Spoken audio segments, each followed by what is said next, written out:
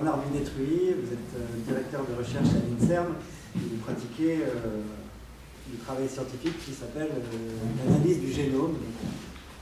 Dans le grand public, on dit que vous êtes un généticien. Je vois, vous me direz si je dis n'importe quoi tout à l'heure. Ce que je voulais dire simplement, c'est que on a été étonné en fait de découvrir qu'il y avait encore aujourd'hui évidemment des expositions didactiques qui doivent encore expliquer pourquoi le racisme peut poser problème. Et c'est notamment une exposition effectivement qui allait circuler, donc légitime visiblement, mais je veux dire son existence même faisait un peu symptôme en quelque sorte. Et vous étiez un pas des co-commissaires, mais en tout cas vous participiez du travail qui avait été réalisé notamment avec des chercheurs en sciences sociales. Et précisément, on a trouvé ça intéressant que vous, qui êtes un scientifique qu'on appelle des sciences dures, puissiez intervenir sur cette question qui est généralement traitée effectivement dans un champ de réflexion qui est plutôt celui des sciences humaines et sociales. Donc c'est pour ça qu'on vous a invité à intervenir ce soir. Merci, merci beaucoup. Il marche ce micro? Non. Je prends celui-ci, merci. Alors, la biologie, une science dure, je vais peut-être faire un petit correctif tout de suite. La biologie, malheureusement, ce n'est pas une science dure. On aimerait bien. C'est peut-être un peu ce que je vais essayer de vous expliquer ce soir, comment on peut petit à petit,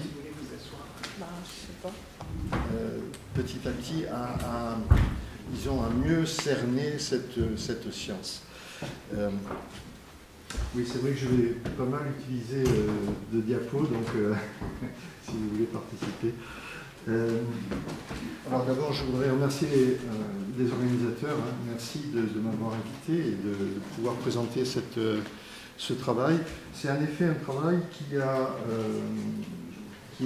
est sous forme d'une exposition qui tourne dans les lycées, qui tourne dans les médiathèques.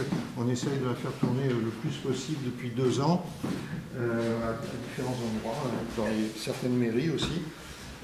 Et c'est un travail, comme vous l'avez dit, qui a été fait en collaboration avec des chercheurs d'Aix-Marseille Université et en sciences humaines, alors que moi je suis un biologiste. Ce qu'on a voulu faire dans cette exposition, c'est balayer le thème du racisme sous différents aspects. Et donc, ce que je voudrais vous dire ce soir, c'est plutôt essayer de répondre à un aspect plus particulier du thème et d'essayer de répondre à cette question. Vous doutez bien que la réponse, vous la connaissez déjà. Est-ce que la notion de race a un sens en biologie, en tout cas dans l'espèce humaine? La réponse est non, bien sûr. C'est pas nouveau. On va essayer de voir un petit peu ensemble. Et surtout, je vais essayer de vous expliquer ce qu'apporte maintenant la biologie moderne avec la biologie moléculaire à grande échelle, qui est maintenant aujourd'hui d'actualité. Donc, c'est de ça dont je voulais vous parler. Voilà. Avant d'entrer directement dans le vif du sujet, juste balayer un petit peu un petit brin d'histoire et quelle est la position des scientifiques biologistes au cours de l'histoire. Bien sûr, on remonte à quelqu'un comme M. von Linné, qui a été un scientifique très important, puisque c'est lui qui a classifié le monde vivant, hein, et la notion d'espèce, il l'a bien décrite à ce niveau-là. Sauf qu'il a été un petit peu plus loin et il a déjà essayé à ce moment-là d'associer des traits à des races dans l'espèce humaine, des traits physiologiques ou physiques, ou même voire, vous voyez, des histoires dans ce sens-là. Et ensuite, quand on regarde toujours dans l'histoire, on a eu encore des scientifiques qui ont essayé de valider un peu ces notions de race en essayant par tous les moyens d'associer des caractères physiques aux races. On peut regarder ça tout au long du XIXe siècle jusqu'au début du XXe siècle. C'est pas anodin ces travaux parce que ça permettait à certains hommes politiques comme Jules Ferry, président du Conseil de la Troisième République quand même, d'affirmer des choses comme Jules Ferry, dans beaucoup de lycées, sont des lycées Jules Ferry, les races supérieures ont un droit de civiliser les races inférieures. Donc, vous vous rendez compte qu'ils pourraient se permettre ce genre de phrase vraiment. Ça remet un petit peu le contexte en place historique. Et donc, bien sûr, ces déviances de scientifiques ont perduré jusqu'au milieu du XXe siècle. Et on peut bien sûr se rappeler les zoos humains en 1931 et bien sûr toutes les horreurs de la Seconde Guerre mondiale. Mais il y a une anecdote que je ne peux pas m'empêcher de mentionner, c'est celle-ci. Goebbels, qui était le ministre de la propagande d'Hitler, avait décidé de faire un concours du plus beau bébé arien, et donc il s'était fait envoyer des photos de bébés. Et il avait choisi cette photo. Sauf que, après hier, on a su qu'en fait c'était un bébé juif. Donc, tout ça pour illustrer le fait que, finalement, il était déjà, à l'époque, et tout au long de la deuxième moitié du XXe siècle, il y avait un consensus scientifique, par contre, qui disait que, finalement, on ne peut pas classer les humains en race. Il y a toujours des exceptions, de multiples exceptions, qui font que il n'y avait pas une vraie démonstration de science dure, encore une fois, mais on avait vraiment le sentiment, et c'était un consensus général chez les scientifiques, on ne pouvait pas classer les populations humaines en race. Et un des exemples aussi qui me vient à l'idée en vous exposant ça, c'est par exemple, je ne sais pas si vous connaissez cette série américaine Shameless, c'est bien sûr une fiction, mais ça illustre tout à fait cet aspect. Ici vous avez le père biologique et les enfants de... La mère biologique est aussi blanche. Vous voyez que dans la descendance, on a 5 enfants qui sont blancs et il y en a un qui est noir.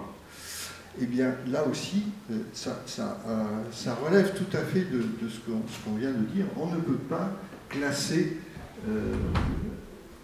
les populations humaines en race et on n'y arrive pas. Il y a toujours des contre-exemples.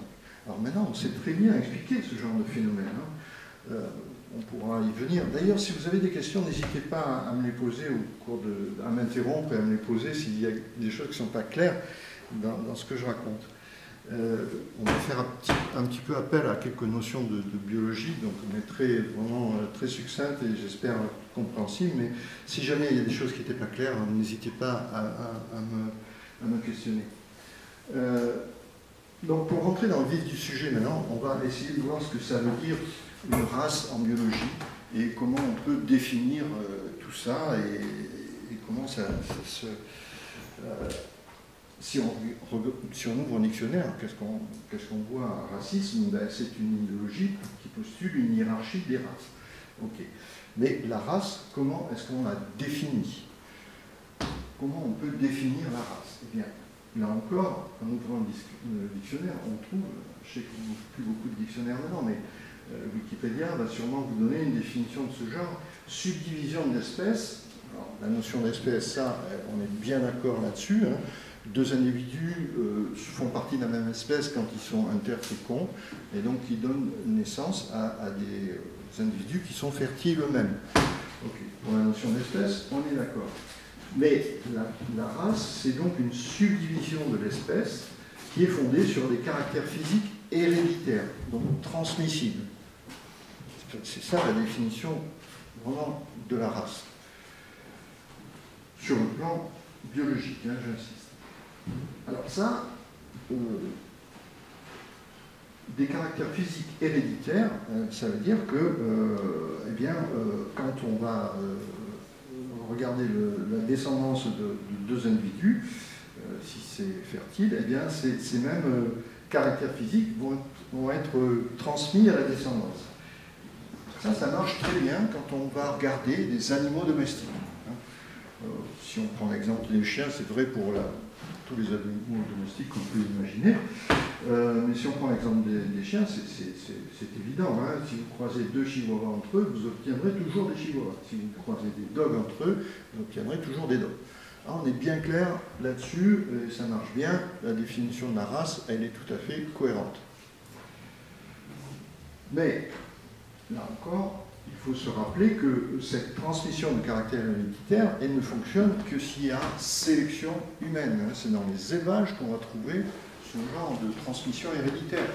Évidemment, si vous croisez, si vous ne faites pas de sélection par l'homme, vous allez obtenir des mélanges, un métissage, un brassage génétique très vite, immédiat même. Voilà, donc ça marche bien dans ce cas-là. Évidemment, pour l'espèce humaine, on a déjà dit, ça ne marche pas. Impossibilité de classer les humains. Il y a toujours des contre-exemples, et c'est pour ça que, donc, dans la deuxième moitié du XXe siècle, on avait un consensus pour dire que les races n'existaient pas. Alors, ce que je voudrais, maintenant si les choses sont claires, ce que je voudrais pour vous, ce que je voudrais faire, c'est vous présenter un peu ce qu'amène la génétique et la biologie moléculaire moderne aujourd'hui. Donc, quand on parle de transmission de caractère héréditaire, c'est bien sûr grâce aux chromosomes et à l'ADN et au génome qu'on va transmettre des gènes. Donc, la structure de l'ADN, maintenant, elle est bien connue. Hein, et je pense que déjà, vous avez sûrement dû la voir quelque part. Alors, il s'agit ici du squelette de notre molécule d'ADN, qui sont en fait deux molécules qui sont imbriquées l'une dans l'autre et qui s'associent. Et ce sont des longs filaments qui sont constitués de briques qui se répètent. Il y a 4 briques différentes, ATGC. Et donc ces briques forment, c'est ça qui forme l'ADN. Mais ça, c'est que le squelette. Ce qui est intéressant, c'est de se rappeler que finalement, ce qui est important, c'est quand on parle de séquence d'ADN, c'est l'apparition d'une brique particulière sur une position particulière dans ce long filament. C'est ça une séquence d'ADN. Si on la lit, on peut la lire ici, c'est GAGT. D'accord ? Alors, encore juste la dernière petite notion biologique dont je voudrais vous parler ce soir, c'est celle-ci. Un génome, l'ensemble de nos chromosomes, le génome humain, c'est 3,2 milliards de briques de cette séquence. On en a 3,2 milliards dans notre génome. C'est un peu comme un barreau, un code barre avec des barreaux à 4 couleurs. Vous voyez, donc c'est ça qui va déterminer l'ordre précis de ces briques, de l'enchaînement de ces briques. Quand on parle de séquence d'ADN, c'est ça que ça veut dire. D'accord ? 3,2 milliards, c'est évidemment, maintenant, de nos jours, on ne peut plus travailler sur un coin de paillasse. Ce sont évidemment des gros ordinateurs qui font tourner toutes ces analyses. 3,2 milliards de séquences, c'est pas évident. Mais ce qu'il faut voir, c'est qu'on sait, depuis une vingtaine d'années, on sait établir la séquence précise, c'est-à-dire en position numéro 1, il y a telle base, en position numéro 2, etc., jusqu'à 3,2 milliards, on sait établir la séquence du génome humain. Ça fait une vingtaine d'années qu'on sait le faire. C'est très simple, on peut partir d'un petit prélèvement, vous savez qu'on peut partir de salive, d'un prélèvement, peu importe le prélèvement, on va toujours trouver de l'ADN, et bien sûr on va pouvoir comme ça établir un génome d'un individu particulier. D'accord ? Le premier séquençage de génome humain, date de 2003, c'est plutôt récent. Donc ce qui est aussi intéressant, c'est qu'on sait le faire maintenant aussi à partir de fossiles. condition qu'il ne soit pas trop vieux, mais jusqu'à moins 10 000, moins 20 000 ans, en termes de fossiles, on arrive encore à extraire de l'ADN qui est en relativement bon état, et donc à établir la séquence des génomes d'humains anciens. Ça, c'est tout à fait intéressant, ça a apporté beaucoup de notions tout à fait intéressantes dans cette histoire. Donc on sait le faire aussi à partir de fossiles. Ça, c'est ça qui constitue donc cette analyse de ces 3,2 milliards de paires de bases, c'est ça qui constitue une nouvelle science finalement qu'on pourrait appeler la génétique comparative, hein, c'est-à-dire qu'on va faire tourner des ordinateurs pour comparer les séquences de génomes entiers d'un individu à un autre, ou bien entre deux espèces. C'est comme ça qu'on peut établir des degrés de similitude, hein, des degrés de ressemblance entre deux génomes. On parle plutôt d'homologie, et quand on prend deux individus au hasard, chez Homo sapiens, on voit que l'homologie est à 99,9%. D'accord ? Donc on a exactement la même brique de l'ADN à la même position entre deux individus. Ok ? Évidemment, plus on s'éloigne, plus on compare avec d'autres espèces, évidemment, ce degré d'homologie va diminuer. Hein, c'est comme ça qu'on va perdre un petit peu d'homologie en comparant Homo sapiens avec l'homme de Néandertal. Mais aussi, vous voyez, il y a encore, avec le chimpanzé, on a encore 99% d'homologie. Bien. Alors, on en revient à cette notion de race, et donc je vous l'ai dit, 99,9% d'homologie entre deux individus d'une même race. Ça veut dire que ces séquences sont responsables, en quelque sorte, elles transmettent le fait que vous êtes Homo sapiens, ou le fait que vous êtes chien, ou le fait que vous êtes chimpanzé. D'accord ? Et finalement, ce qui reste, les 0,1% de séquences qui sont différentes entre deux individus pris au hasard, eh bien, c'est le fait qu'un individu est toujours différent de son voisin. D'accord ? Vous êtes différent de votre voisin, à moins que ce soit votre jumeau, bien sûr. Donc, mais 0,1%, ça fait quand même pas mal de séquences, hein, mine de rien. Si on regarde ça de plus près maintenant, et si on compare, on en revient toujours à notre modèle, qui est par exemple le chien, si on compare les génomes entre deux chiens, et surtout deux chiens de même race, puisque si c'est deux chiens au hasard, on tombe toujours sur cette fréquence. Si on prend maintenant deux chiens de même race, deux chihuahuas par exemple, on voit des choses qui sont un petit peu particulières, puisqu'on va trouver des séquences qui sont uniques, il y en a les 3/4 à peu près, qui sont uniques, donc un chihuahua sera quand même différent de notre chihuahua, bien sûr, mais vous voyez qu'il y a quand même 27% qui sont communes, qui sont identiques entre deux chiens de même race. On peut parler de signature. Donc, ces séquences qui sont communes à la race chihuahua, si on vous dit par exemple, bien, on a fait un séquençage, on trouve cette séquence. Si on trouve cette séquence qui est une séquence signature, vous pourrez dire à coup sûr qu'il s'agit d'un chihuahua sans même l'avoir vu. D'accord ? Donc c'est révélateur, c'est une signature d'une race. Il y aura des signatures chihuahua, des signatures d'hommes. Alors, ça, c'est vraiment un apport déterminant dans toute cette histoire de race, puisque maintenant, on va pouvoir voir ce qui se passe avec les génomes humains. Qu'est-ce qui se passe avec les génomes humains? Ça, c'est ce qu'on vient de dire. Entre deux humains, donc on a toujours, bien sûr, 99,9%. Ces séquences-là, on ne s'y intéresse pas, bien sûr, puisque ce qu'on veut savoir, c'est parmi les différences, parmi les séquences différentes, qu'est-ce qu'on peut tirer de tout ça? Alors, entre deux humains pris au hasard, donc il y a 0,1% de séquences différentes. Si maintenant, on compare des génomes de population européenne, par exemple, d'origine européenne. Si on prend 2 humains d'origine européenne, qu'est-ce qu'on trouve? Eh bien, la réponse est vraiment assez claire et constante. On va trouver, cette fois-ci, rappelez-vous, chez le chien, on en a les 3/4 qui sont différentes, qui sont des séquences uniques. Eh bien, pour Homo sapiens, la proportion est beaucoup plus importante. On n'a finalement que 5% de nos 0,1% qui peuvent se retrouver suivant les origines auxquelles on s'adresse. Ça, c'est un premier point.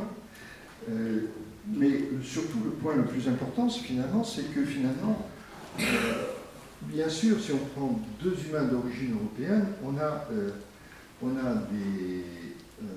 des séquences communes aux origines européennes. Elles sont en majorité, mais on trouve d'autres séquences, d'autres signatures. Si là on peut parler de signatures européennes, eh bien dans le génome, on va trouver des signatures d'autres origines, des origines africaines. Vous aurez certainement, si on faisait le génome, si on séquençait vos génomes, on va trouver des séquences, des signatures d'origine africaine, signatures d'origine asiatique. C'est systématique. Bien sûr, la proportion n'est pas la même. On a plus de signatures européennes lorsqu'on est blanc européen d'origine, c'est évident. Et à l'inverse, ou du moins plutôt, on a le symétrique. Lorsqu'on prend 2 humains d'origine africaine, eh bien, on va trouver cette fois-ci des signatures, je les ai mises en noir ici, carré noir, qui sont en proportion plus importante, des signatures africaines qui sont en proportion plus importante. Donc, la conclusion est vraiment claire cette fois-ci, elle est sans ambiguïté par rapport à ce qu'on savait jusqu'à présent. On peut dire, en effet, que finalement, cette notion de race n'a pas de sens dans l'espèce humaine, puisqu'on n'a jamais pu mettre en évidence une lignée humaine qui soit génétiquement isolée de par le monde. On n'a pas trouvé, on n'a jamais trouvé ça. Il y a toujours des signatures mélangées qui signent des brassages génétiques. Alors, j'espère que je vous ai convaincu. En tout cas, je voulais vous montrer quelques exemples de tout ça. Par exemple, les premiers séquençages de génome humain, donc en 2003, ont été réalisés à partir de prélèvements de 3 scientifiques. Il y avait 2 Américains ici et 1 Coréen. Et évidemment, on a comparé leurs séquences. Et voilà les chiffres qu'on a obtenus. Quand on regarde, on peut trouver des séquences qui sont uniques à Watson, des séquences qui sont uniques à l'autre américain, etc., avec Kim. Et puis, regardez ce chiffre, en fait, vous voyez que ici, vous avez des séquences qui sont communes uniquement à Watson et à Kim.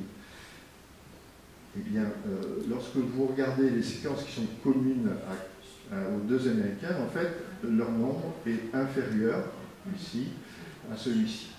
Ça veut dire que l'interprétation, c'est que le génome de cet Américain est plus proche du génome du Coréen que de l'autre Américain.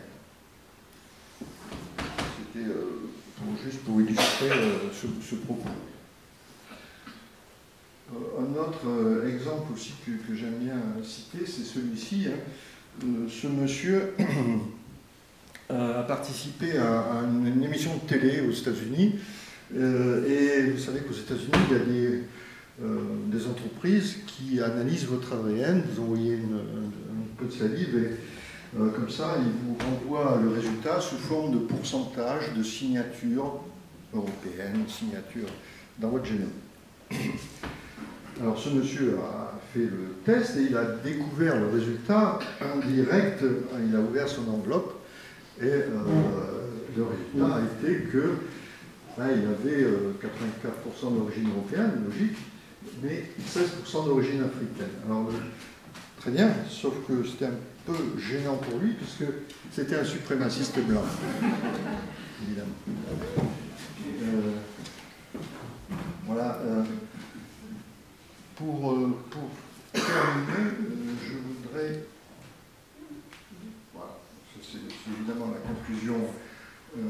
biologique à tout ça. Je voudrais juste finir sur deux exemples de préjugés qui sont tombés grâce au séquençage du génome. Et notamment, je vous ai dit, à partir de fossiles, on peut maintenant arriver à séquencer le génome des humains anciens, notamment de l'homme de Néandertal. Alors l'homme de Néandertal a été découvert au XIXe siècle, et puis pendant très longtemps, il y avait un préjugé, hein, c'était un homme primitif, etc. Vous pouvez imaginer tout ce qu'on pouvait, comment on pouvait le caricaturer, jusqu'à l'appeler d'ailleurs Homo stupidis. Et en fait, quand on a regardé son génome, puisque maintenant on a pu le faire, on a pu séquencer son génome entier, c'est très intéressant en fait de voir que finalement, notamment quand on étudie les gènes qui contrôlent la couleur de la peau, eh bien, il avait plutôt la peau claire. Il n'était pas du tout à peau noire. D'ailleurs, depuis, on sait qu'on a, dans notre génome, on trouve des traces d'ADN néandertalien. On a des gènes qui datent de cette époque, pour 1% à peu près de nos gènes. Donc ça, c'était un exemple de préjugé qui pouvait tomber grâce à l'analyse des génomes. Un autre préjugé aussi que j'ai trouvé intéressant, c'est quand on a regardé... il y avait un préjugé qui disait que, en Angleterre, évidemment, il n'y a jamais eu de population européenne à peau sombre, et pour preuve, on avait trouvé un fossile qui était exposé au musée de Londres. C'est l'homme de Shelar, un fossile, donc c'est le plus ancêtre fossile trouvé en Angleterre. Et il était considéré jusqu'à il n'y a pas longtemps comme l'ancêtre des Britanniques. Et évidemment, l'ancêtre des Britanniques, c'est donc quelqu'un qui a la peau blanche. Sauf qu'en 2018, on a analysé son ADN, et qu'est-ce qu'on a trouvé?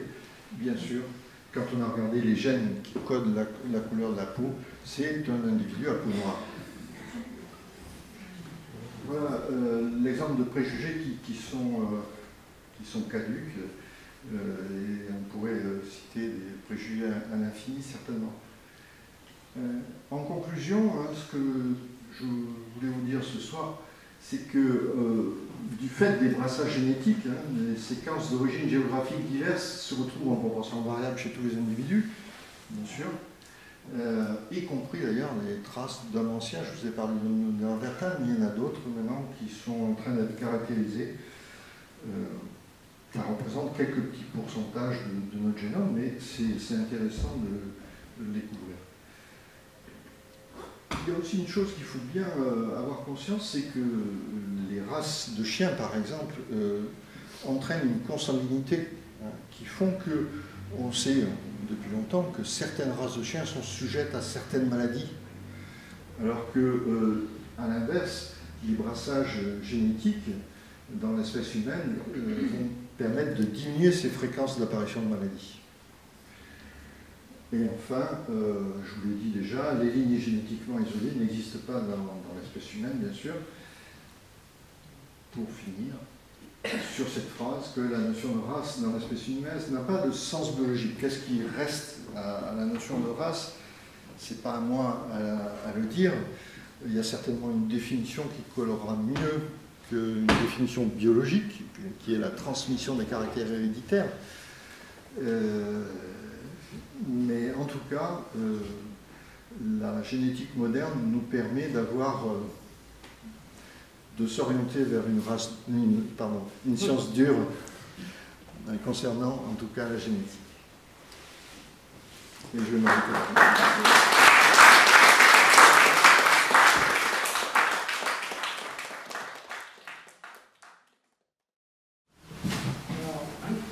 Je suis convaincu par les conclusions, je commence par ça. Et comme on est dans le thème de la complexité, je voulais quand même pointer sur un élément d'information que vous n'avez pas citer et rendre les choses peut-être plus complexes à comprendre. Plus précisément, on est capable aujourd'hui, grâce à la séquence de génome individuel, on est capable de calculer une distance génétique entre deux individus particuliers. Par une analyse statistique, une analyse en composante principale, on peut représenter des individus qui sont plus ou moins proches d'un point de vue génétique. Et en faisant ça, donc en projetant ces points qui représentent chacun des individus, on reconnaît très facilement les populations qui viennent de différents continents, de l'Afrique, de l'Europe, de l'Asie. Et puis, on peut encore affiner en Europe, on peut reconnaître, lorsqu'on s'intéresse à des individus qui sont nés à un endroit donné, dans un pays donné, dans une région donnée, et qui ont des grands-parents même qui sont nés au même endroit, eh bien, on se rend compte qu'en faisant la même analyse, eh bien, on est capable de reconnaître, en quelque sorte, dans un pays comme la France, ça a été publié récemment, on est capable de reconnaître des Bretons, des Normands, et ainsi de suite. On est capable des gens qui sont originaires de régions très particulières. Donc, je voulais vous soumettre ce problème. Donc ça veut dire qu'on est capable de reconnaître en quelque sorte des catégories par zone géographique. Donc certains pourraient vous opposer en fait ce résultat à l'absence de catégorie. Qu'est-ce que vous répondez à ça de façon... C'est absolument pas opposable, c'est au contraire, c'est tout à fait complémentaire. Hein. On parle là de signature génétique. Donc je vous l'ai dit, 0,1% des génomes sont différents entre deux individus. Ça représente plus de 3 millions de séquences différentes. Parmi celles-ci, on va trouver des signatures. Alors moi j'ai appelé ça globalement origine européenne. Majoritaire quand on prend deux hommes blancs, enfin deux individus blancs, pardon. D'accord ? Donc, mais ce qu'il faut bien... c'est pas du tout incompatible à ce que vous venez de dire, parce que parmi justement ces signatures européennes, eh bien, on va en trouver peut-être qui auront tel pourcentage d'origine bretonne, tel pourcentage d'origine provençale. Vous voyez, c'est pas incompatible. Ça fera partie des mêmes signatures européennes. Ce qu'il faudra bien faire attention, c'est qu'on aura aussi, avec une beaucoup plus faible proportion, bien sûr, mais des signatures africaines, des signatures asiatiques. C'est ça qui, tout simplement ça qu'il y a derrière ça. Hein. Il n'est pas... Oui, c'est vrai, on peut reconnaître des origines bretonnes, des origines de telle ou telle région, mais c'est une question de proportion et surtout, ça ne contredit pas l'histoire de la variété de signatures à l'intérieur d'un génome. Oui. Je voudrais également faire une remarque concernant ces examens qu'on peut faire du génome humain et qui sont, me semble-t-il, des fumisteries. Parce que quand vous envoyez, vous payez 300 €, on l'envoie sur une île proche de la France, on reçoit le résultat, et le résultat il confirme tout à fait ce que vous dites. On vous dit que vous avez 2% d'origine africaine, vous avez 4% d'origine européenne, vous avez 5% d'origine. Ça veut dire quoi? Les gens payent pour savoir précisément d'où leurs origines, mais en fin de compte, on leur répond toujours, et c'est normal, je trouve qu'ils sont honnêtes, et on leur répond qu'il y a effectivement un genre de melting pot dans les résultats. Oui, je n'ai pas vraiment de réponse à vous donner à ça. C'est le problème de ces analyses, c'est que ça nous donne un renseignement, ça nous donne une signature. Si vous avez parmi ces 5% de séquences différentes entre deux individus, si vous avez 90% de séquences européennes, bon, ben, vous allez être blanc, vous allez être... Vous voyez, ça ne dit pas plus que ça. Et on ne sait pas d'ailleurs la vraie signification biologique de ces séquences. On n'en sait pas plus. C'est juste que je trouve que l'exemple du suprémaciste blanc est intéressant parce que Évidemment, je pense qu'ils n'attendaient pas ce genre